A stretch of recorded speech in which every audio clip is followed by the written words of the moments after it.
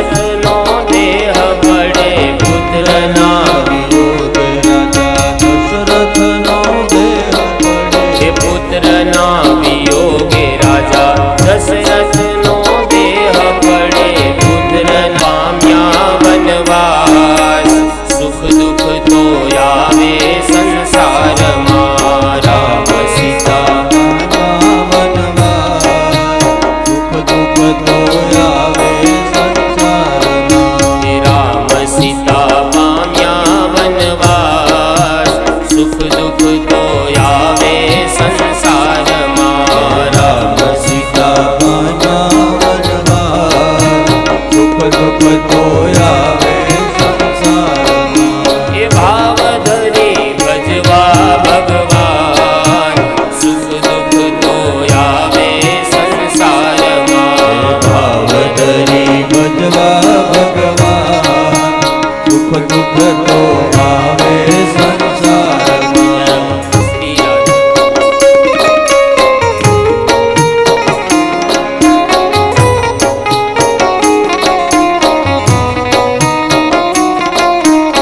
दोनों हाथ की सेवा करते हुए भाव से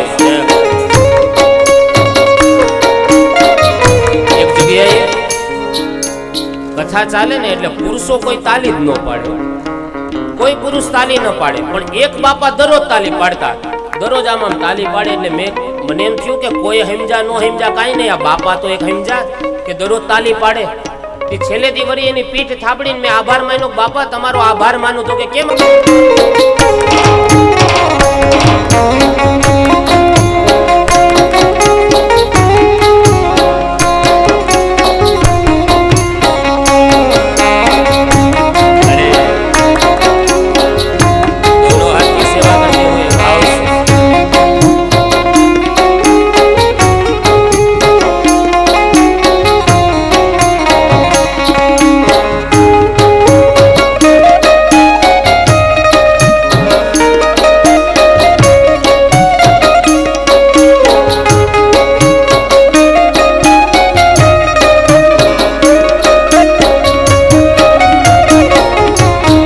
દુઃખમાં ડરવું નહીં ને હિંમત ના હારવી.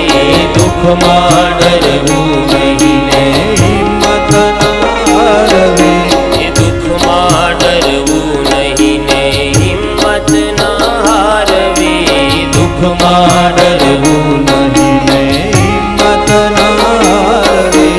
એ હળવેથી જીવનની ઓળી હંકારવી. હળવેથી જીવનની ઓળી હંકારવી. એ હળવેથી જીવનની ઓળી હંકારવી. હળવેથી જીવનની ઓળી હંકારવી. એ પ્રભુને સોંપવો સુખાન સુખ દુઃખ તો આવે સંસારમાં. પ્રભુને સોંપવું સુખાન સુખ દુઃખ તો આવે સંસારમાં. ભાવધરી ભજવા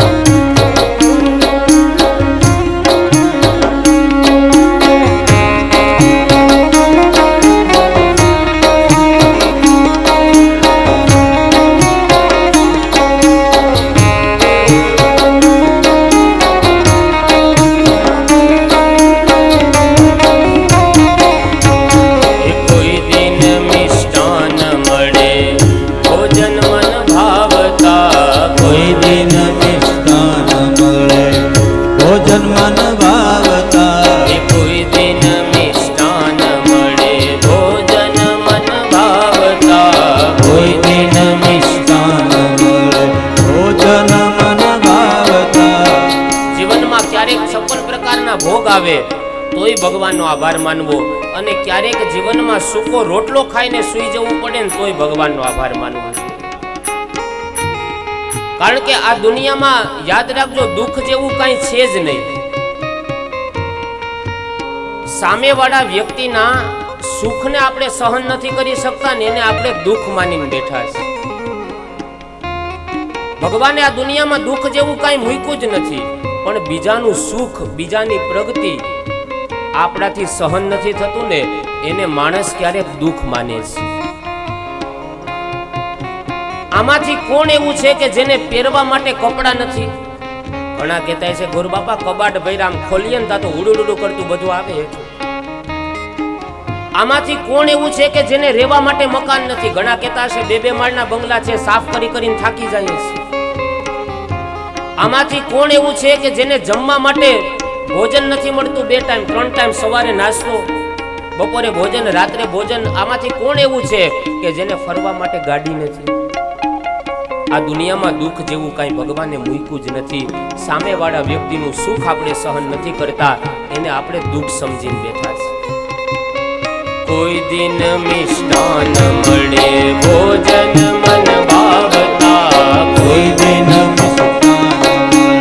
ભોજન મન ભાવતા, કોઈ દિન થાય ઉપવાસ, સુખ દુઃખ તો આવે સંસારમાં. કોઈ દિન તો થાય ઉપવાસ, સુખ દુઃખ તો આવે સંસારમાં.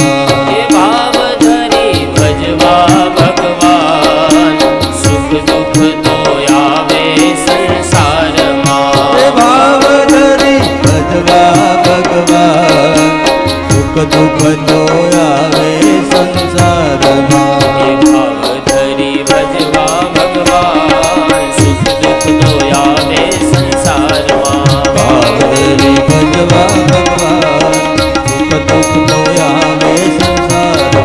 એ સુખ દુઃખ તો આવે સંસારમાં. સુખ દુઃખ તો આવે સંસારમાં.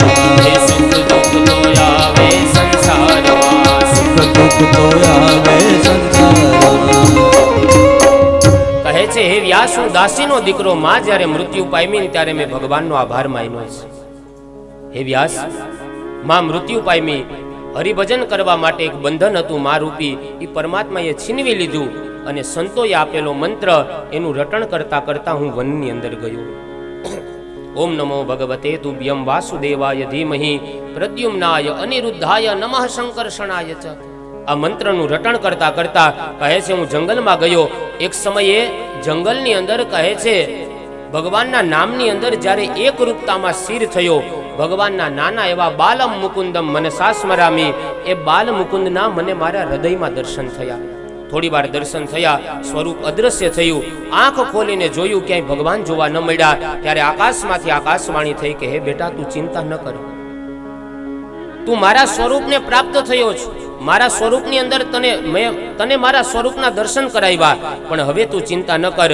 જ્યારે પ્રલય કાળ આવશે, સૃષ્ટિની અંદર પ્રલય થશે, ત્યારે તું મારી અંદર સમાઈ જઈશ અને બીજા કલ્પની અંદર જ્યારે સૃષ્ટિ ચક્રનો આરંભ થશે ત્યારે તું દેવનો દીકરો બનીને પ્રગટ થાઈશ. અને હે વ્યાસ, સૃષ્ટિની અંદર પ્રલય આવ્યો, જીવ માત્ર ભગવાનની અંદર સમાઈ ગયા અને બીજા કલ્પની અંદર જ્યારે સૃષ્ટિ ચક્રનો પ્રારંભ થયો, એમાં બ્રહ્માજીના 10મા દીકરા તરીકે મારો જન્મ થાય છે. હું દાસીના દીકરામાંથી દેવનો દીકરો થયો હોય એની પાછળનું કારણ છે કે મેં સંતોને પ્રેમ આપ્યો છે. હે વ્યાસ, મેં મારી માતાને પ્રેમ કર્યો છે, માટે તમે એક વખત પ્રેમ પુરુષોત્તમ ભગવાન શ્રી કૃષ્ણ એને કેન્દ્રમાં રાખી અને તમે શાસ્ત્રની રચના કરો એટલે આપોઆપ પરિવર્તન આવવા લાગશે. હે વ્યાસ, તમે પુરાણ, ઇતિહાસ, વેદ, શાસ્ત્ર બધાની રચના કરી, પણ છતાંય તમારું મન અશાંત છે, કારણ કે ભગવાન શ્રી કૃષ્ણને કેન્દ્રમાં રાખીને તમે કોઈ શાસ્ત્રની રચના નથી કરી, એટલા માટે થઈ અને તમારું મન ઉદાસ છે. એ સમયે દેવર્ષિ નારદ એ વેદ વ્યાસી મહારાજને ચતુશ્લોકી ભાગવતનો ઉપદેશ આપે છે. જ્યાં ચતુશ્લોકી ભાગવતનો ઉપદેશ કર્યો, વ્યાસી મહારાજ સરસ્વતી નદીના કિનારે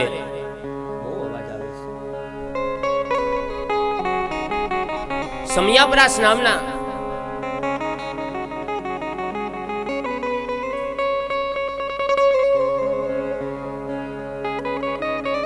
સમયાપ્રાસ નામના આશ્રમની અંદર વ્યાસજી મહારાજ એ એ ભાગવત કથા કહેવા માટે, ભાગવત કથાની રચના કરવા માટે 4 શ્લોક વાળું ભાગવત હતું. નારદજી દ્વારા આપેલો ચતુશ્લોકી ભાગવતનો ઉપદેશ 4 શ્લોકમાંથી વ્યાસજી મહારાજે 18,000 શ્લોકની રચના કરી.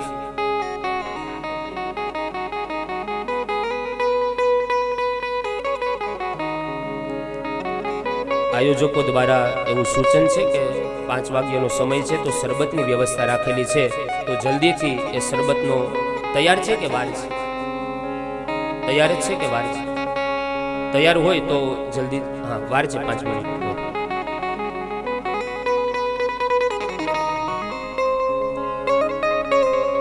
નારદજી કહે છે, હે વ્યાસ, તમે અનેક પુરાણ, અનેક શાસ્ત્ર, અનેક ઇતિહાસની રચના કરી, પણ તમારું મન એટલા માટે ઉદાસ છે કે તમે ભગવાન શ્રી કૃષ્ણના કેન્દ્રમાં રાખીને કોઈ શાસ્ત્રની રચના નથી કરી. માટે હું તમને આ ચતુશ્લોકી ભાગવતનો ઉપદેશ આપું છું.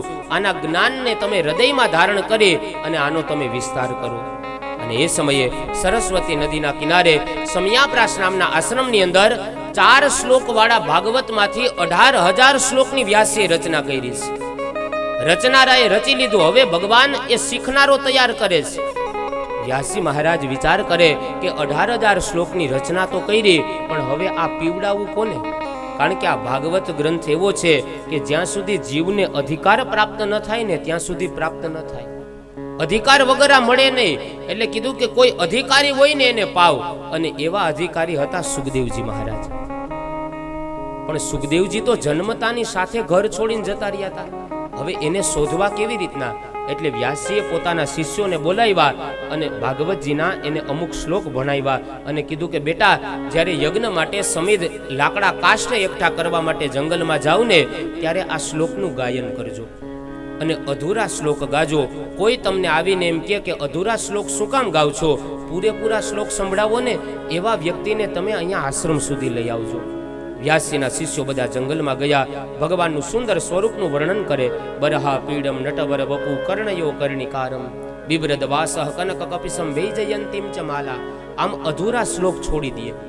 સુખદેવજીના કાનમાં શબ્દ પડ્યા, ઓહો, આવું સ્વરૂપ ભગવાનનું કેટલું સુંદર છે, પણ આ અધૂરા સ્વરૂપનું વર્ણન કોણ કરે છે?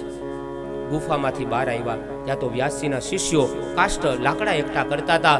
પૂછે છે કે આ શ્લોક તમને ક્યાંથી પ્રાપ્ત થયા છે? ભગવાનના સ્વરૂપનું અધૂરું વર્ણન શું કામ કરો? પૂરો શ્લોક સંભળાવો ને, ભગવાનના સ્વરૂપનું પૂરેપૂરું વર્ણન કરો ને, ગાયન કરો ને. કીધું અમને અમારા ગુરુએ અધૂરા શ્લોક ગાવાનું કીધું. કીધું કોણ છે તમારા ગુરુ? શિષ્યો કહે છે વ્યાસજી છે ને અમારા ગુરુ છે. અરે વ્યાસ તમારા ગુરુ? એ તો મારા પિતા છે, અને પિતાની સંપત્તિ ઉપર તો પેલો દીકરાનો અધિકાર હોય છે. ચાલો મારે તમારા ગુરુ પાસે આવવું. શિષ્યોની સાથે સુખદેવજી આવ્યા. જ્યાં આશ્રમમાં વ્યાસજીને જોયા, લાકડી પડે એમ સુખદેવજી મહારાજ પડી ગયા છે. કહે છે પિતાજી, મને આ શ્લોકો મને આપો. કીધું બેટા, આ તો 1-2, આવા તો 18,000 શ્લોક છે. અને એ સમયે વ્યાસજી મહારાજ પોતાના પુત્રને ભણાવે છે. પુત્ર છે એટલે નહીં, પણ પાત્ર છે ને એટલે ભણાવે છે. જ્યાં સુધી પાત્રતા નહીં આવે ને ત્યાં સુધી ભાગવત કથા સાંભળવાનો યોગ નહીં. 5 કરોડનો ઘડો હોય, પણ એ 5 કરોડના ઘડાને જો ભરાવવું હોય ને તો 5 રૂપિયાના નળની નીચે રહેવું પડે. જો નળની ઉપર રહે ને તો ભલે 5 કરોડનો ઘડો છે, પણ એ ક્યારેય ભરાઈ નહીં શકે. શું કામ? એની પાત્રતા નથી. એને નીચે પાત્રતા મેળવવી પડે. 5 રૂપિયાના નળની નીચે બેસવું પડે તો એ ઘડો ભરાય. એમ જ્યાં સુધી પાત્રતા નહીં આવે, જ્યાં સુધી અધિકાર નહીં આવે ને ત્યાં સુધી કહે છે પ્રાપ્તિ નહીં થાય. એટલે પુત્ર છે એટલે નહીં, પણ પાત્ર છે ને એટલે ભાગવત કથા આપે છે. રચનારાએ રચી લીધું, શીખનારાએ શીખી લીધું. હવે ભગવાન સાંભળનારો તૈયાર કરે છે. અને આ સાંભળનારો તૈયાર કરવામાં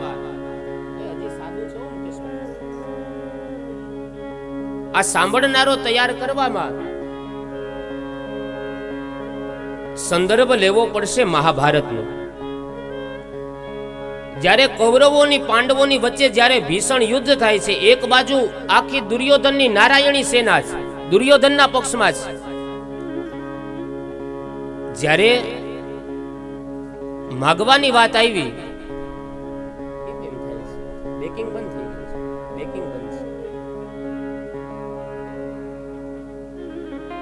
અર્જુનને કહે છે કે તમે માગી લ્યો. આ બાજુ દુર્યોધનને કીધું તમે માગી લ્યો. પણ ભગવાને શરત રાખી. દુર્યોધનને કીધું છે, અર્જુનને કીધું કે હું જેના પક્ષમાં રહીશ ને, એક બાજુ આખી મારા નારાયણી સેના હશે કે જેના હાથમાં શસ્ત્રો હશે, અને ભગવાન કહે છે એક બાજુ હું હોઈશ, પણ આખે આખા યુદ્ધની અંદર હું ક્યાંય પણ શસ્ત્ર ધારણ નહીં કરીશ. એટલે દુર્યોધને આખે આખી નારાયણી સેના માગી લીધી છે, અને આ બાજુ અર્જુનના ભાગમાં ખાલી ભગવાન શ્રી કૃષ્ણ આવ્યા છે. એટલે ભગવાને અર્જુનને હસતા હસતા કીધું કે અર્જુન, હાર નિશ્ચિત હે તેરી, તું હરદમ રહેગા ઉદાસ. અર્જુન, તું હારી જવાનો છે. દુર્યોધન આખી નારાયણી સેના લઈ ગયો છે. હાર નિશ્ચિત હે તેરી, તું હરદમ રહેગા ઉદાસ. માખન દુર્યોધન લે ગયા, કેવલ છાસ બચી તેરે પાસ. અર્જુન હસતા હસતા પ્રભુને કહે છે, પ્રભુ जीत निश्चित है मेरी, दास हो नहीं सकता उदास. माखन लेकर क्या करूं जब माखन चोर है मेरे पास. प्रभु તમે મારી સાથે છો ને, એટલે મને ખબર છે કે મારી જીત નિશ્ચિત થશે. અને આ બાજુ કૌરવો અને પાંડવોની વચ્ચે હસ્તિનાપુરની ગાદી મેળવવા માટે થઈ અને ભયંકર યુદ્ધ થાય છે. એ કથા જોતા પૂર્વે જે યજમાન પરિવાર દ્વારા વ્યવસ્થા છે, એ વ્યવસ્થાનો ક્રમ લઈ અને ત્યાર પછી કથામાં પ્રવેશ કરશું. શ્રી ભાગવત ભગવાન કી જય. શ્રી દ્વારિકાધીશ કી. છે ઝડપથી શરબત લઈને પોતાનું સ્નાન ગ્રહણ કર. દ્વારિકાધીશ કી જય. લેવાનાથી બતાવો મહેમાનોને.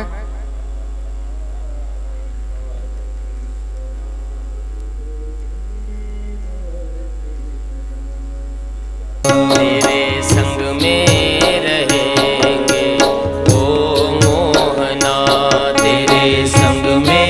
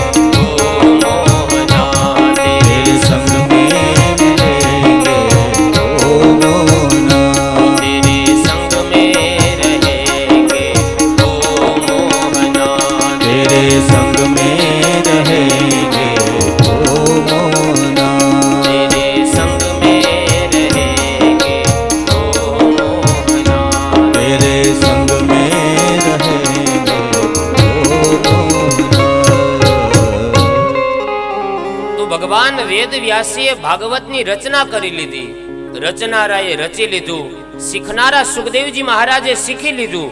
હવે ભગવાન સાંભળનારો તૈયાર કરે છે, અને એ સાંભળનારા એટલે રાજા પરીક્ષિત.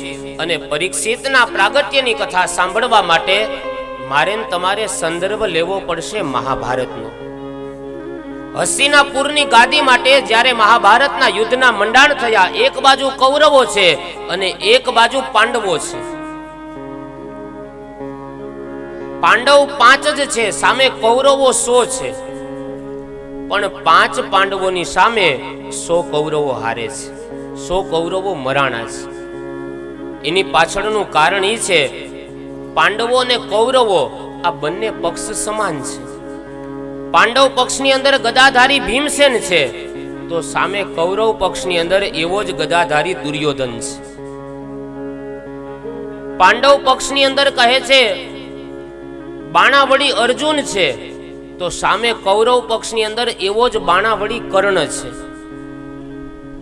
પાંડવ પક્ષની અંદર ધર્મરાજ યુધિષ્ઠિર મહારાજ છે, તો સામે કૌરવ પક્ષની અંદર એવા જ ધર્મરાજ શિરોમણી ભીષ્મ દાદા છે. બંને પક્ષ એક સમાન છે, પણ છતાંય 5 પાંડવોની સામે 100 કૌરવો મરાણા. એની પાછળનું કારણ શું છે? 2 કારણ બતાવ્યા છે.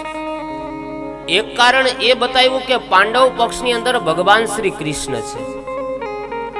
જ્યારે યુદ્ધના મંડાણ થયા એ સમયે દેવર્ષિ નારદ એ દુર્યોધનની પાસે આવીને કીધું કે તમને ખબર છે પાંડવો બહુ સક્ષમ છે, તમે આ યુદ્ધ કરવા માટેનું એલાન તો મૂક્યું છે, પણ તમને ખબર નહીં હોય પાંડવો બહુ શસ્ત્રધારી છે, સક્ષમ છે. નારદજી કહે છે દુર્યોધન, પાંડવ પક્ષની અંદર બાણાવળી અર્જુન છે, યુદ્ધ નહીં જીતી શકાય. એટલે દુર્યોધને કીધું દેવર્ષિ તમે ચિંતા ન કરો, પાંડવ પક્ષની અંદર જો બાણાવળી અર્જુન હોય તો અમારા પક્ષની અંદર બાણાવળી કર્ણ છે. દેવર્ષિ નારદે કીધું પણ પાંડવ પક્ષની અંદર ગદાધારી ભીમસેન છે. દુર્યોધને કીધું દેવર્ષિ ચિંતા ન કરો, ભીમસેન કરતા ગદાયુદ્ધ હું વિશેષ અને વધારે સારી રીતના જાણું છું. મને ગદાયુદ્ધ સારું કરતા આવડે છે. દેવર્ષિ નારદે દુર્યોધનને કીધું દુર્યોધન,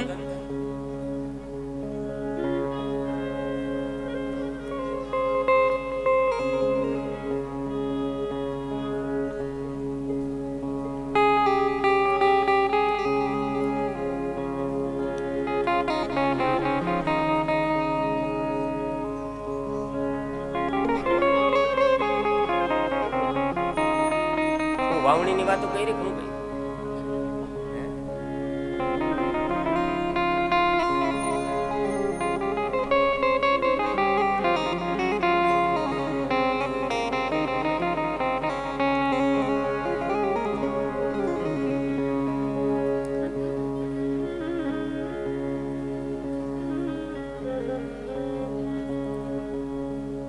દેવર્ષિ નારદ કહે છે દુર્યોધન તમારા પક્ષમાં એવું કોઈ પાત્ર છે કે જેના કારણે તમે યુદ્ધ જીતી જાઓ? દુર્યોધન કહે છે હા દેવર્ષિ, અમારા પક્ષની અંદર એક એવું પાત્ર છે કે જેને જ્યારે મરવાની ઈચ્છા થાય ત્યારે જ મરે, આવા ઈચ્છા મૃત્યુને વરેલા ભીષ્મ દાદા અમારા પક્ષમાં છે ને, એટલે અમે યુદ્ધ જીતી જવાના છે. દુર્યોધનની વાત સાંભળી દેવર્ષિ નારદ ધર્મરાજ યુધિષ્ઠિર પાસે આવીને કહે છે યુધિષ્ઠિર, આ યુદ્ધ તો તમે કૌરવોની સામે કરો છો, પણ તમારા પક્ષમાં કોઈ એવું પાત્ર છે કે જેના કારણે તમે યુદ્ધ જીતી જવાના હોય? યુધિષ્ઠિરે કીધું હા, બાણાવળી અર્જુન અમારા પક્ષમાં છે, ગદાધારી ભીમ અમારા પક્ષમાં છે, એટલે અમે યુદ્ધ જીતી જવાના.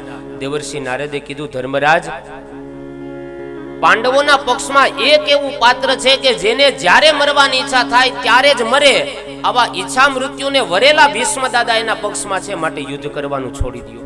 તમે યુદ્ધ નહીં જીતી શકો. ઈચ્છા મૃત્યુને વરેલા ભીષ્મ દાદા એના પક્ષમાં છે કે એને મરવાની ઈચ્છા થાય તો જ મરે, અને ભીષ્મ દાદા એટલે જેને દુનિયાની કોઈ તાકાત એની પ્રતિજ્ઞાને ન ડગાવી શકે, આવું પાત્ર એના પક્ષમાં છે, માટે યુદ્ધ કરવાનું છોડી દો, રહેવા દો. ધર્મરાજ યુધિષ્ઠિરે હસતા હસતા કીધું દેવર્ષિ ચિંતા ન કરો, કૌરવોના પક્ષની અંદર જ્યારે મરવાની ઈચ્છા થાય ત્યારે મરે એવા ઈચ્છા મૃત્યુને વરેલા ભીષ્મ દાદા એના પક્ષમાં હોય તો સાંભળી લેજો, એ ભીષ્મ દાદાને મૃત્યુની ઈચ્છા કરાવવા વાળા કૃષ્ણ અમારા પક્ષની અંદર છે. એને મૃત્યુની ઈચ્છા અપાવવા વાળા કૃષ્ણ અમારા પક્ષમાં છે, એટલે અમે યુદ્ધ જીતી જવાના છે. અને યુદ્ધના મંડાણ થાય અને એ સમયે 100 કૌરવો મરાય છે. એક દુર્યોધન 99 કૌરવો મરાણા, એક દુર્યોધન જીવતો હતો. અને કેવી હાલતમાં જીવે, કહે વૃકોદરા વિદ્ય ગદા વિમર્શ. ભીમસેન દ્વારા દુર્યોધનના સાથળ ઉપર એવા ગદાના પ્રહારો કર્યા કે હવે જીવે છે પણ મરવાના વાકે જીવે છે. દુર્યોધનના છેલ્લા શ્વાસ ચાલે છે. કુરુક્ષેત્રના મેદાનમાં પડ્યો છે. જે જગ્યાનો ભાગ વજ્રનો નહોતો ને લોખંડનો, એવી જગ્યાએ નહીતર દુર્યોધનનું આખું શરીર વજ્રનું હતું, લોખંડનું હતું.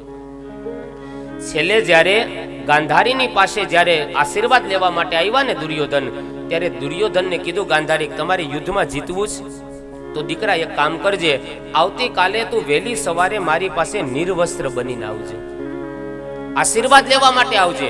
અને બેટા મારી આંખમાં મેં એટલી બધી શક્તિઓ સંચરિત કરીને કે આંખની પટ્ટી ખોલીશ એટલે તું આંખે આખો વજ્રનો લોખંડનો બની જઈશ, પણ નિર્વસ્ત્ર બનીને આવજે, એક પણ વસ્ત્ર ધારણ ન કરીને આવતો. અને દુર્યોધન વહેલી સવારે મા પાસે આશીર્વાદ લેવા માટે નિર્વસ્ત્ર બનીને જતા હતા. અંતર્યામી ભગવાન કૃષ્ણએ દુર્યોધનના અંતરની વાત જાણી લીધી, ગાંધારીના અંતરની વાત જાણી લીધી. મનમાં વિચાર કર્યો કે જો દુર્યોધન આખો લોખંડનો બની જશે, દુર્યોધન આખો વજ્રનો બની જશે તો પાંડવો હારી જશે, પાંડવો એને મારી નહીં શકે. અને પાંડવો જો બધા મરાશે તો આમાં જગતમાં અપકીર્તિ મારી થશે. કાલ સવારે દુનિયા કહેશે કે પાંડવોના પક્ષમાં ભગવાન કૃષ્ણ હતા અને એનો વંશનું નિકંદન નીકળી ગયું. આમાં તો કાળી ટીલી મને લાગશે, જગતમાં અપકીર્તિ મારી થશે. એટલે ભગવાને તત્કાલ માળીનું રૂપ ધારણ કર્યું. માળીનું રૂપ ધારણ કરીને એક બગીચાની બાજુમાં ઊભી ગયા. સામેથી દુર્યોધન નગ્ન અવસ્થામાં નિર્વસ્ત્ર બનીને આવે અને માળીના રૂપમાં રહેલા ભગવાને કીધું, અરે છત્રપતિ ક્યાં જાઉં છું? દુર્યોધન કહે છે, અરે માળી કાકા હું માના આશીર્વાદ લેવા જાઉં છું, માને પગે લાગવા જાઉં છું, આશીર્વાદ લેવા જાઉં. માળીના રૂપમાં રહેલા ભગવાને કીધું, અરે છત્રપતિ અમુક ઉંમર થાય ને પછી માની સામે આવી અવસ્થામાં ન જવાય, નગ્ન અવસ્થામાં માની સામે ન જવાય. કહે છે મને માએ કીધું છે આશીર્વાદ લેવા માટે આવવાનું. અરે છત્રપતિ માં તો કહે પણ માની સામે આવી રીતના નગ્ન અવસ્થામાં ન જવાય, આ તમે વિવેક ચૂકો છો. કીધું ના, મને માએ કીધું છે, એક પણ પ્રકારનું વસ્ત્ર પહેરવાની ના પાડી. એક કામ કરો, તમને વસ્ત્ર પહેરવાની ના પાડી ને આલ્યો આ કેળનું પાન, આ પાનનો કછોટો વાળી લ્યો, આને વસ્ત્ર ન કહેવાય, આને પાન કહેવાય. કીધું હા એ વાત બરોબર. પાનનો કછોટો વાળ્યો. દુર્યોધન માં ગાંધારીની સામે કહે, માને જઈને કીધું કે માં મને આશીર્વાદ આપો. અને માએ જેવી જ આંખની પટ્ટી ખોલી અને પટ્ટી ખોલતાની સાથે જ આખો દુર્યોધન વજ્રનો લોખંડનો બની ગયો. પણ જે જગ્યાએ પાનનો કછોટો વાળ્યો ને એટલો ભાગ વજ્રનો ન થયો. ગાંધારી કીધું, બેટા મેં તને કીધું તું કે નિર્વસ્ત્ર બનીને આવજે, શું કામ આ પાનનો કછોટો વાળીને આવ્યો બેટા? અરે માં હું તો નિર્વસ્ત્ર થઈને આવતો તો મને રસ્તામાં એક માળી મળ્યો. આટલી વાત કરી. ગાંધારી સમજી ગયા કે આટલી વહેલી સવારે જે માળી મળ્યો હોય એ બીજો કોઈ ન હોય, ઓલો કાળિયો જ હોય. કોણ મળ્યો તો રસ્તામાં? અરે માં એક માળી મળ્યો તો. ગાંધારી કે વાકડિયા વાળ હતા? હામાં વાકડિયા વાળ હતા. અણિયારી આંખો હતી? હામાં અણિયારી આંખો હતી. મીઠું મીઠું બોલતો તો? હામાં મીઠું મીઠું બોલતો. એ કોઈ સામાન્ય માળી નહોતો, એ દ્વારકા વાળો વન માળી હતો. હવે તમારી હાર નિશ્ચિત છે બેટા. અને જે જગ્યાએ લોખંડનો ભાગ નહોતો થયો, વજ્રનો ભાગ નહોતો શરીરમાં, એવા ગદાના પ્રહારો કર્યા ભીમસેન દ્વારા કે આજ દુર્યોધન જીવે છે પણ મરણ પથારીએ પડ્યો છે, છેલ્લા શ્વાસ ચાલે છે. અને એ સમયે દ્રોણાચાર્યના પુત્ર અશ્વત્થામા એ દુર્યોધનની પાસે આવીને કહે છે, ભાઈ હું જાણું છું કે હવે મિત્ર તારા છેલ્લા શ્વાસ ચાલે છે. બંને વચ્ચે ગાઢ મિત્રતા હતી. અશ્વત્થામા અને દુર્યોધન આ બંને મિત્ર હતા. કહે છે કે તારી મિત્રતાનું ઋણ ચૂકવવા માટે બોલ, તારી છેલ્લી અપેક્ષા શું છે, તારી છેલ્લી ઈચ્છા શું છે? દુર્યોધને કીધું, મારી અંતિમ ઈચ્છા એ છે કે અમે 100 ભાઈઓ મરાણાની વાતનું દુઃખ નથી. જોજો દુર્યોધનની વિચારધારાઓ. અમે 100 ભાઈઓ મરાણા એ વાતનું મને જરાય દુઃખ નથી, પણ મને દુઃખ એ વાતનું છે કે 5 પાંડવોમાંથી એકોય ઓછો કેમ ન થયો? આ દુર્યોધનની વિચારધારા છે. અમે 100 ભાઈઓ મરાણા એ વાતનું દુઃખ નથી, આને કહેવાય ઈર્ષા. ઈર્ષા છે ને હંમેશા એ જ વ્યક્તિની થાય કે જેની સાથે આપણે આપણા જીવનની સરખામણી કરતા હોય. સવારમાં આપણે છાપું વાંચતા હોય અને કોઈને 1 કરોડ રૂપિયાની લોટરી લાગે તો એનાથી આપણને કઈ ફેર ન પડે, પણ 1 કરોડ રૂપિયાની લોટરી આપણા પાડોશીને લાગે તો તરત કહીએ લક્ષ્મીજી એક ઘર ચૂકી ગયા, આપણા ઘરે આવી ગયા તો હું વાંધો. જો આ ઈર્ષા છે. ઈર્ષા હંમેશા આપણને એ જ વ્યક્તિની થાય જેની સાથે આપણે આપણા જીવનની સરખામણી કરતા હોઈએ. આ દુનિયામાં દુઃખનું સૌથી મોટામાં મોટું કોઈ કારણ હોય ને તો એ સરખામણી છે. માણસ જ્યારે પોતાના જીવનની તુલના બીજા વ્યક્તિ સાથે કરે ને ત્યારે માણસને ઈર્ષા જાગે, અને ઈર્ષા હંમેશા નજીકના વ્યક્તિની થાય. તમે જોજો, વખાણ કરવા વાળા આપણા બહુ દૂરના માણસો હશે, પણ આપણી કાપવા વાળા આપણા નજીકના હશે. પતંગ છે ને, પતંગ એ આકાશમાં ચગે ને ત્યારે નજીક વાળો બાજુવાળો જ બાજુવાળાની પતંગ કાપી શકે. હું એમ વિચારું કે ભાઈ મારે કેશોદથી જેતપુર વાળાની પતંગ કાપવી તો એ શક્ય નથી. એનો મતલબ કે ઈર્ષા છે ને આપણા નજીકનો, આપણી કાપતી હંમેશા આપણો નજીકનો કરતો હોય. આપણે 4 વ્હીલ લઈએ ને ત્યાં પાડોશી નિહાકો નાખે કે અત્યાર સુધી સાયકલ લઈને ફરતા હતા ને હવે વળી ગાડી આવી ગઈ, હું તારી કૃપાથી સાયકલ જ લઈને આટા મારવા. પાછો એટલેથી અટકે નહીં, હું કે હપ્તા ભરી હકે તો કેજો ને. ઓલાએ લોન કરી, હપ્તા ઓલાને ભરવા, મહિના દીની ઉપાધિ ઓલાને, ઓલાનું પેટ્રોલ નો ભરે એટલું આનું લોહી ભરી જાય. લે, આનું નામ છે ઈર્ષા. પાછા હું કે મહિનો દી જાય ને ક્યાંક ભટકાઈ ન આવે મન કેજે, એમાં હું કંપની વાળે બ્રેક નહીં આપી હોય.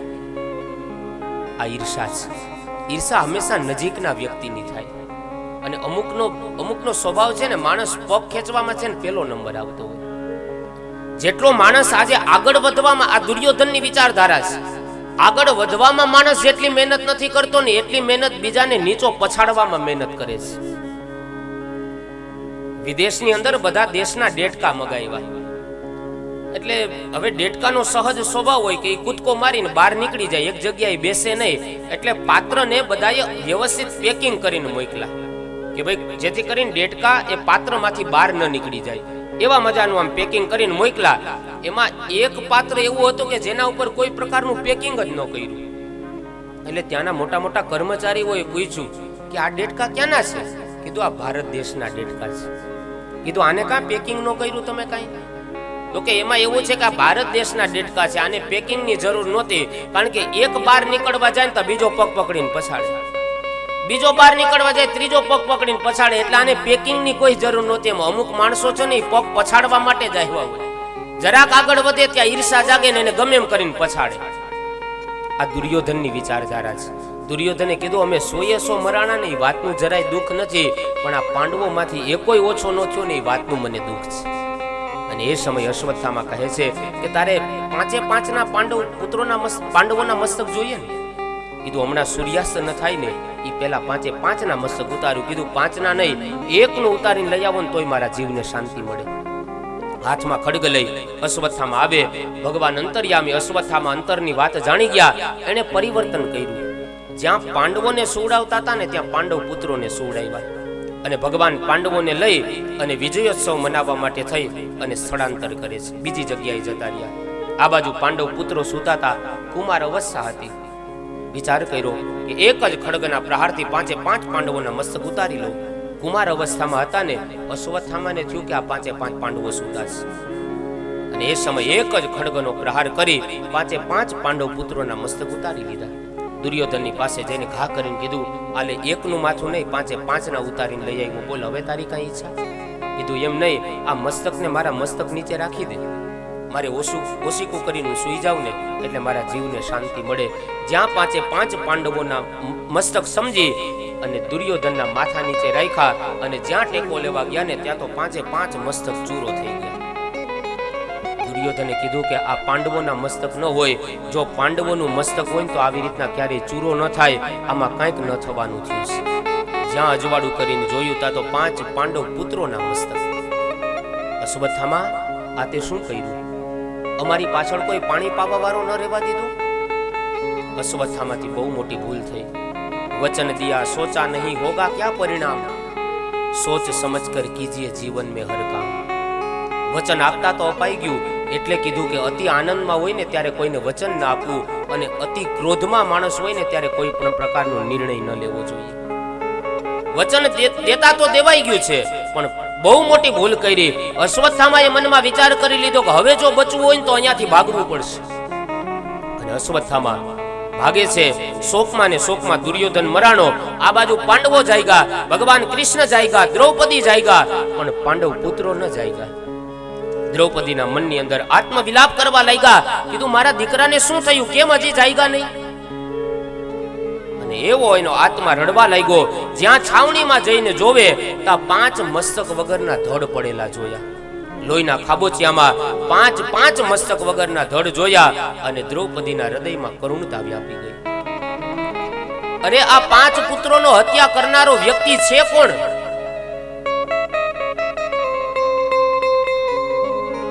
દ્રૌપદીને આંખમાંથી આંસુ જોઈ અને અર્જુને પ્રતિજ્ઞા કરી કે દેવી તમારા 5 પુત્રોના હત્યારાને સૂર્યાસ્ત સુધીમાં ન મારી નાખું તો હું પણ ગાંડીવધારી અર્જુન ન કહેવાઉં. ભગવાનની સામે જોયું, રથ તૈયાર કર્યો, કીધું રથ લઈ લો. રથ લીધો, આગળ ગયા. ખબર પડી કે આ તો દ્રોણાચાર્યના પુત્ર અશ્વત્થામાનું કામ છે. અશ્વત્થામાને ભાગતા જોઈ અને અર્જુનજી સમજી ગયા કે આ કામ દ્રોણાચાર્યના પુત્ર અશ્વત્થામાનું છે. એટલા માટે અર્જુનજી સમજી ગયા, કારણ કે જ્યારે જ્યારે ભગવાન કૃષ્ણ અને અર્જુન આ બંનેને સાથે જોવે ને અશ્વત્થામા, ત્યારે અશ્વત્થામા દોડીને ભગવાનના શરણે પડી જતા. પણ આજ બંનેને ભેગા જોયા ને એટલે અશ્વત્થામા ભાગવા માંડ્યા.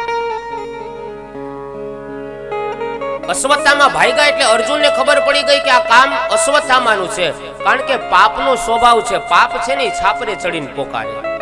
આપણે કહેવત છે ને કે પાપ છે એ પીપરે ચડીને પોકારે. સગાઈ કોઈ રીતે દીકરાની ન થાય. એટલે ઘરના પરિવારે કુટુંબના બધા વિચારવા માંડ્યા કે આ દીકરાનું હક પણ ગોઠવવું, કરવું કેમ? કારણ કે દીકરો થોડો આમ મંદ બુદ્ધિનો હતો, એટલે કોઈ રીતે કોઈ સંબંધ કઈ આગળ વાત ન ચાલે. એટલે ઘરના એક વખત એવું કીધું કે એક કામ કરો, દીકરી વાળા આપણા ઘરે જોવા આવે ને ત્યારે આપણે કપટ કરશું. છોકરાને છે ને આપણે કારખાને મોકલી દેવું. કારખાને મોકલી દેવો અને મહેમાન આવે એટલે કહેવાનું ભાઈ દીકરા પાસે ટાઈમ ન હોય, કારખાને હોય. એટલે મહેમાનને એમ થાય કે ભાઈ કારખાનું દીકરો સંભાળે એટલે અહીંયા દીકરી દુખી થાય નહીં, એટલે દીકરી આપણને આપી દેશે. છોકરાને સમજાવ્યું, કીધું બેટા આવતીકાલે મહેમાન જોવા માટે આવવાના દીકરી વાળા, તું કારખાને જા, ત્યાં હિસાબનો ચોપડો છે ને એના પન્ના તારે ફેરવે રાખવાના. એટલે મહેમાનને થાય કે હિસાબ કિતાબ તો દીકરો રાખે, અહીંયા આપણી દીકરી દુખી થાય નહીં. મહેમાન આવ્યા, કીધું ક્યાં છે તમારો દીકરો? અરે એની પાસે સમય ન હોય, એ કારખાને હોય. તો કે તો હાલો ને કામ કરો ને, કારખાને જઈએ, આપણે જોઈ આવીએ, મળી આવીએ, વાતચીત કરી લઈએ. કીધું તો ચાલો કારખાને. હવે છોકરાને સમજાવી દીધું, ઇન બિન બારીને બેઠો, બાબરી પાડીને વાળી હિસાબના ચોપડાના પન્ના એક પછી એક ફેરવતો હતો. એમાં મહેમાન આવ્યો ને ઓલો હેઠું જોઈ ગયો ને પન્ના ફેરવવા માંડ્યો. હવે પન્ના ફેરવતા ફેરવતા જે હિસાબના પન્ના હતા ને એ બધા પૂરા થઈ ગયા, કોરા પન્ના આવ્યા.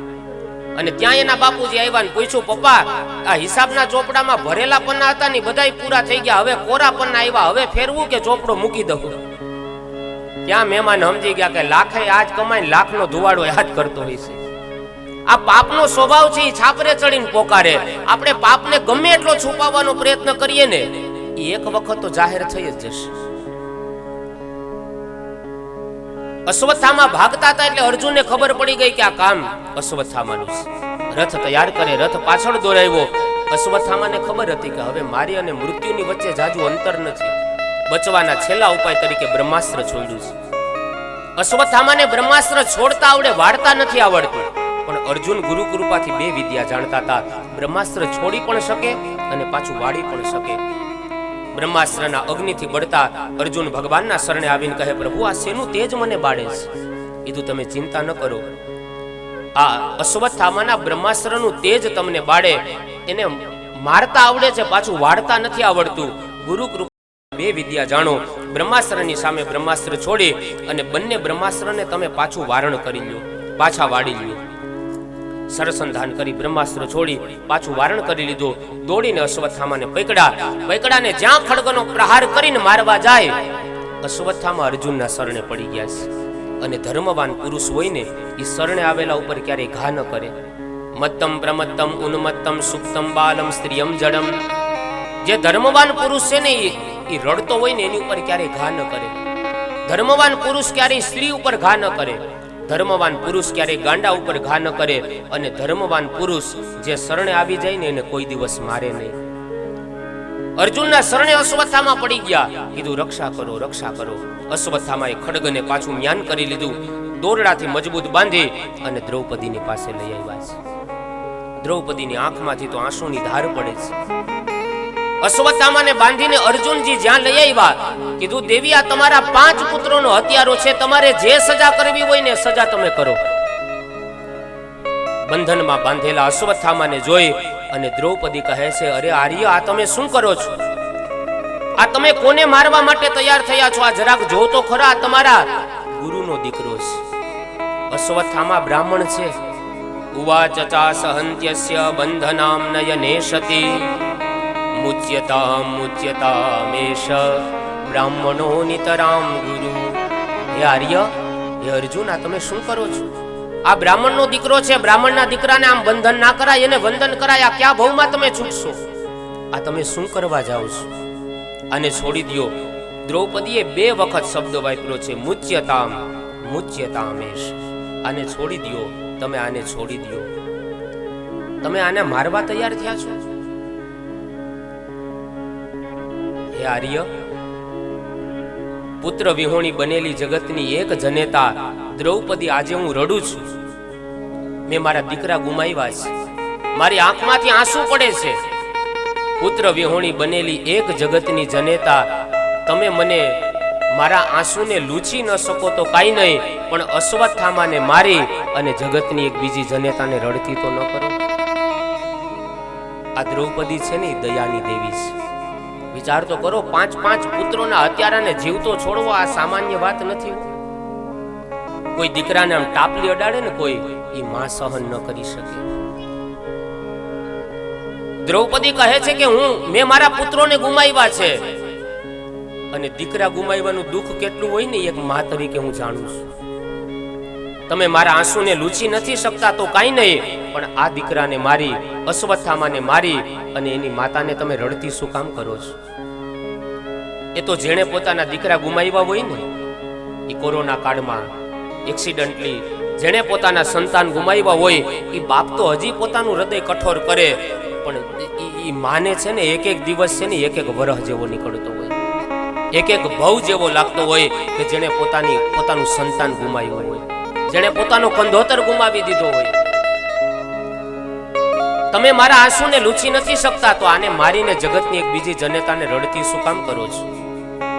દ્રૌપદી કહે છે, હું એક સ્ત્રી છું અને સ્ત્રીની વેદના કેવી હોય ને, દીકરા ગુમાવવાનું દુઃખ કેવું હોય ને, એ મા તરીકે હું અનુભવું છું. આજે સમાજમાં, પરિવારમાં, કુટુંબમાં આજે એક સ્ત્રી છે ને બીજી સ્ત્રીની વેદનાને નથી સમજતી. સાસુ વહુ વચ્ચે ઝઘડા વધે, દેરાણી જેઠાણી વચ્ચે ઝઘડા વધે, નણંદ ભોજાઈ વચ્ચે ઝઘડા વધે. એની પાછળનું કારણ આજે મોટામાં મોટું એ છે કે એક સ્ત્રી છે ને બીજી સ્ત્રીની વેદનાને નથી સમજતી. સ્ત્રીની સાચી કસોટી પોતાની દીકરીને લાડ કરે ત્યારે નહીં, પણ પોતાની પુત્ર વધુને વાલ કરે ને ત્યારે સ્ત્રીની સાચી કસોટી થતી હોય છે. એક સ્ત્રી છે એ બીજી સ્ત્રીની વેદનાને સમજવી જોઈએ. ધનાઢ્ય વિસ્તારની અંદર એક દીકરી એ વહુ બનીને આવે છે. એની નણંદ પણ એની સાથે રહેતી હતી. લગ્નને 5 વર્ષ પૂર્ણ થયા.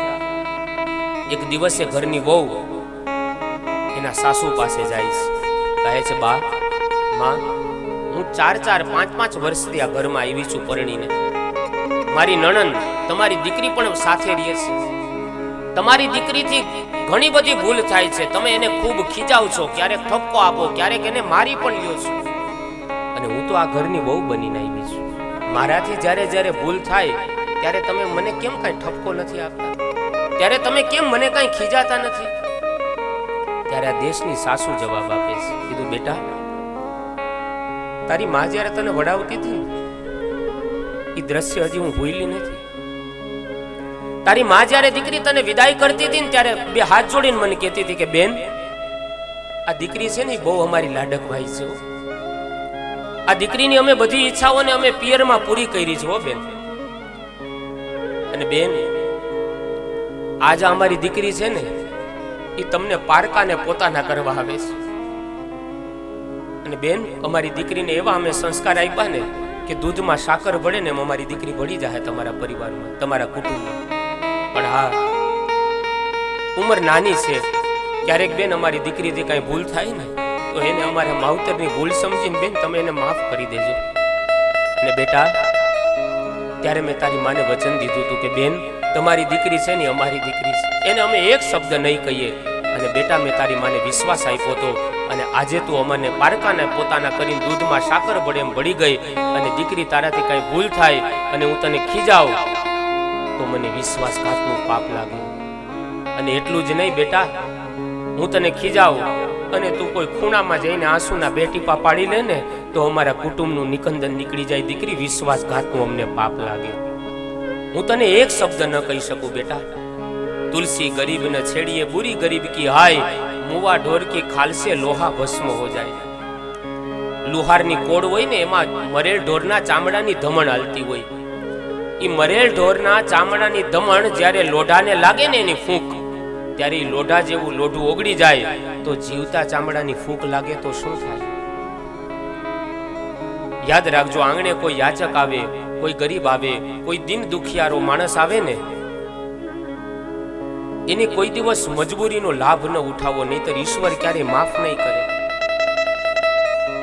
કોઈ ગરીબ દીકરીનો બાપ હોય અને દીકરીનો પ્રસંગ આવીને ઊભો હોય અને એ બાપની પાસે આર્થિક રીતે રૂપિયા ન હોય, પૈસા ન હોય અને બાપ મૂંઝાણો હોય, અને એવા દીકરીના બાપની પાસે અડધી રાતે જાજો અને એનું કમાડ ખખડાવીને એને ઊભો કરજો અને એના ખંભે હાથ રાખીને એમ કહેજો, ભાઈ મૂંઝાતો નહીં હો, આમ બાજુમાં બેઠા છે. તારી દીકરીનો પ્રસંગ આવ્યો ને, આલે આ 10,000 રૂપિયા રાખ. તું કોઈને કહેતો નહીં, હું કોઈને કહી નહીં, જેને રામ ભરોસાનું દાન કહેવાય. અને એ ગરીબ દીકરીના બાપને મદદ કરી લેશું અને એ બાપના હૃદયમાંથી જે આશીર્વાદ છૂટી જાય ને, પછી દુનિયામાં કોઈ એવી તાકાત નથી કે આશીર્વાદને આપણા સુધી પહોંચતા રોકી શકે. અને કોઈની દીકરી આપણા ઘરે વહુ બનીને આવી હોય અને એના હૃદયને ઠેસ પહોંચે એવું વર્તન કરીએ, એવો વ્યવહાર કરીએ, એનું દિલ દુભાય એવું આચરણ કરીએ અને એના હૃદયમાંથી જે કદુવા છૂટી જાય ને, પછી બ્રહ્માંડમાં કોઈ એવી તાકાત નથી કે એ કદુવાને આપણા સુધી પહોંચતા રોકી શકે. માટે જીવનમાં ધ્યાન રાખવું, આંગણે કોઈ પણ દીકરી વહુ બનીને આવે ને, એટલા માટે તો એનું નામ છે પુત્રવધુ. જેને પુત્રથી પણ વધારે પ્રેમ આપવામાં આવે ને એને પુત્રવધુ કહેવાય. અને એક વાત કાયમ માટે યાદ રાખજો કે આ દુનિયામાં જો સ્ત્રી પાત્ર સહન કરવાનું છોડી દે ને તો આ દુનિયાના 95% પરિવાર છે ને બરબાદ થઈ જાય. એક ખાલી સ્ત્રી આપણા ઘરમાં શાંતિનું વાતાવરણ હોય ને તો સમજી લેવાનું કોઈ ને કોઈ સ્ત્રી પાત્ર આપણા ઘરમાં સહન કરે છે. એ કા માના રૂપમાં હોય, પત્નીના રૂપમાં હોય, વહુના રૂપમાં હોય, બેનના રૂપમાં હોય કે પછી દીકરીના રૂપમાં હોય, કોઈ સ્ત્રી પાત્ર સહન કરીને ઘરમાં બેઠું હશે ને તો જ ઘરમાં શાંતિનું વાતાવરણ હશે. અને જે ખેડૂતનો બળદ દુખી થાય એ ખેડૂત કોઈ દિવસ બે પાંદડે ન થાય. અને જે ઘરની અંદર સ્ત્રી પાત્ર દુખી થાય ને એ ઘરમાં ક્યારે સુખના દિવસો ન આવે. આપણા શાસ્ત્રો કહે છે, યત્ર નાર્યસ્તુ પૂજ્યન્તે રમન્તે તત્ર દેવતા. જ્યાં નારીનું સન્માન થાય, જ્યાં નારીની પૂજા થાય, જ્યાં નારીનું માન સન્માન જળવાય, ત્યાં હંમેશા દેવતાઓનો વાસ હોય છે. દ્રૌપદી કહે છે કે હું એક માં છું અને દીકરા ગુમાવવાનું દુઃખ કેટલું હોય ને એ માં તરીકે જાણું. તમે આને છોડી દો, તમે આને મુક્ત કરી દો. મુચ્યતામ એષ બ્રાહ્મણો નિતવરામ ગુરુ. આ બ્રાહ્મણનો દીકરો છે અને અત્યારે તમારા ગુરુની ગેરહાજરી છે. અને ગુરુની ગેરહાજરીમાં ગુરુનો દીકરો છે ને ગુરુ સમાન કહેવાય. માટે તમે આને છોડી દો, તમે આને મુક્ત કરી દો. જ્યાં છોડી મૂકવાની વાત આવી એ સમયે અર્જુનના મોટા ભાઈ ભીમસેન એણે કીધું કે તમે આને જીવતો ન છોડો, તમે આને મારી નાખો. દ્રૌપદી કહે છે કે જીવતો છોડો. અર્જુનના મોટા ભાઈ ભીમસેન એમ કે છે કે નહીં, તમે આને મારી નાખો. હવે એક ઘરમાં બે પરિસ્થિતિ આવી, એક કે મારો અને એક કે જીવતો છોડો. વિકટ પરિસ્થિતિ જ્યારે ઘરમાં આવે ને ત્યારે જીવનમાં ગુરુની જરૂર પડે. જે ન ઈચ્છે શિષ્યનું ક્યારે ગુરુ એને કહેવાય સદગુરુ.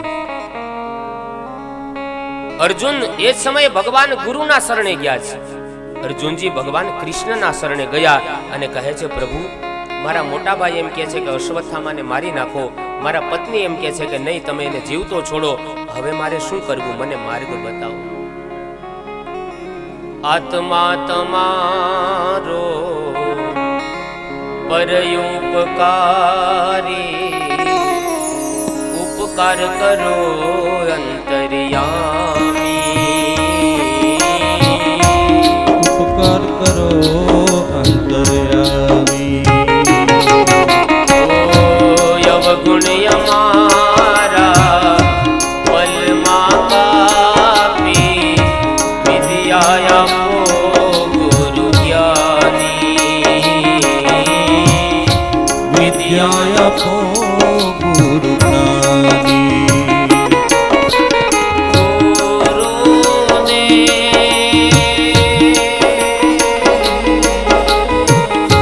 દર્શન થાય ગુરુદેવ તો જ્ઞાનની મૂર્તિ કહેવાય.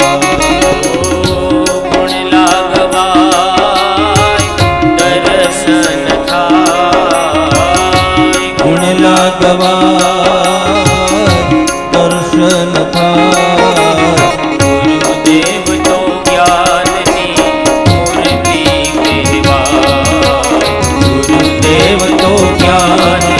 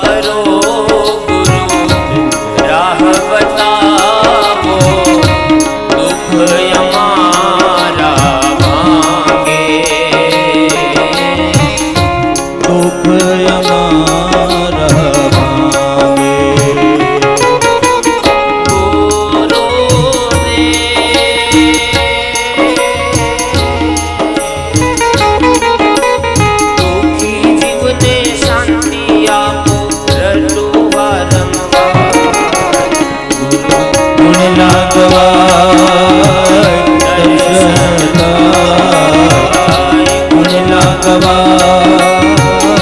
દર્શન થાય ગુરુદેવ તો જ્ઞાનની મૂર્તિ કહેવાય. ગુરુદેવ તો જ્ઞાનની મૂર્તિ કહેવાય. ગુરુદેવ તો જ્ઞાનની મૂર્તિ કહેવાય. ગુરુદેવ તો જ્ઞાનની મૂર્તિ કહેવાય. અર્જુન કહે છે, વસુદેવ સુતમ દેવમ કંસ ચાણૂરમર્દનમ દેવકી પરમાનંદમ કૃષ્ણમ વંદે જગદગુરુ. હે ગુરુદેવ, હવે શું કરવું જોઈએ? એક બાજુ એમ કહે છે મારી નાખો, એક બાજુ એમ કહે જીવતા છોડો, હવે શું કરવું? ત્યારે ભગવાન કહે છે, બ્રહ્મ બંધુર નહંતવ્યમ આતતાયી વધારહણ મયેવો ભયમ આમનાતમ પરિપાહ્યનુશાસનમ. હે અર્જુન, હું એટલું જાણું છું કે બ્રહ્મ બંધુર ન હંતવ્યમ, બ્રાહ્મણના દીકરાને ક્યારેય મારવો ન જોઈએ, એનો ક્યારેય વધ ન કરવો જોઈએ. અને બીજી વાત એ પણ જાણું છું કે આતતાયી વધારણ, આતતાયીનો અર્થ થાય કે જે સૂતેલા ઉપર ઘા કરે ને એને આતતાયી કહેવાય. અને આવા કહે છે આતતાયીને મારી નાખવામાં કોઈ પાપ કે કોઈ દોષ નથી લાગતો. આતતાયી સંસ્કૃત શબ્દ છે, એના ઉપરથી આપણે ત્યાં શબ્દ આવ્યો આતંકવાદી. કહે છે જે સૂતેલા ઉપર ઘા કરે ને એને આતતાયી કહેવાય અને એને મારી નાખવામાં કોઈ પાપ નથી. માટે મારો નિર્ણય એવો છે કે બ્રાહ્મણના દીકરાને ન મારવો જોઈએ, પણ સૂતેલા ઉપર ઘા કર્યો અશ્વત્થામાએ એટલે એ આતતાયી છે ને એને મારી નાખવો જોઈએ. અર્જુન કહે છે પ્રભુ તમે એક ઓરથી એમ કહો છો કે બ્રાહ્મણના દીકરાને ન મારવો જોઈએ, વળી પાછા એમ કહો છો કે એને સુતેલા ઉપર ઘા કર્યો એટલે એને મારી નાખવો જોઈએ. તો આ જલેબીના ગુચરાની જેમ ગૂંચવો છો હું? કઈક નિર્ણય બતાવો ને કે મારી નાખું કે જીવતો રાખું. ભગવાન કે જીવતોય રાખો ને મારી નાખો. કહે છે પ્રભુ યોગ્ય માર્ગ આપો. ગુરુ તો માર્ગ બતાવે, જેમ હોકા યંત્રની સોય ઉત્તર દિશા બતાવે એમ સદગુરુની ચીંધેલી આંગળી હંમેશા ઉત્તમ દિશા બતાવે. તમે તો ગુરુ છો, મને માર્ગ આપો. અને એ સમયે ભગવાન કહે છે વપનમ દ્રવિણા દાનમ સ્થાનન નિર્યાપણમ તથા એષહિ બ્રહ્મ બંધૂનામ વધોના ન્યોસ્તિ દૈહિક. વપનમ દ્રવિણા દાનમ કહે છે કોઈ લોભી માણસના તમે રૂપિયા લૂંટી લ્યો ને તો એના માટે મોત બરાબર છે. એમ બ્રાહ્મણના દીકરાનું તમે ભર સભામાં અપમાન કરી નાખો. કોઈ સજ્જન માણસ હોય, સમાજમાં માન પ્રતિષ્ઠા મેળવેલો વ્યક્તિ હોય અને એનું જો ભર સભામાં અપમાન કરો કે એને અપશબ્દ બોલો ને તો એના મૃત્યુ સમાન છે. એવો વ્યક્તિ ભલે સમાજમાં જીવતો હોય પણ એ મરેલો જીવતો છે કે જેનું અપમાન કરવામાં આવે. કીધું આ બ્રાહ્મણનો દીકરો છે, અપમાન કરી હળધૂત કરીને તમે આને અહીંયાથી કાઢી મૂકો, એના મૃત્યુ સમાન છે. અશ્વત્થામાના મસ્તકમાં રહેલો કિંમતી મણી, એ મણી કાઢી લીધો, શિખા છેદન કરી અને હળધૂત કરીને કાઢી મૂકે છે. જ્યાં અશ્વત્થામાને કાઢી મૂક્યા એટલે અશ્વત્થામા મનમાં વિચાર કરે કે આ પાંડવો મારું આવું અપમાન કરે, આ ક્ષત્રિયો થઈ અને બ્રાહ્મણ કુળનું અપમાન કરી જાય. 5 પાંડવોને મારવા માટે 5 તીર છોડ્યા છે. અને ઉત્તરાના ગર્ભની અંદર જે બાળક હતા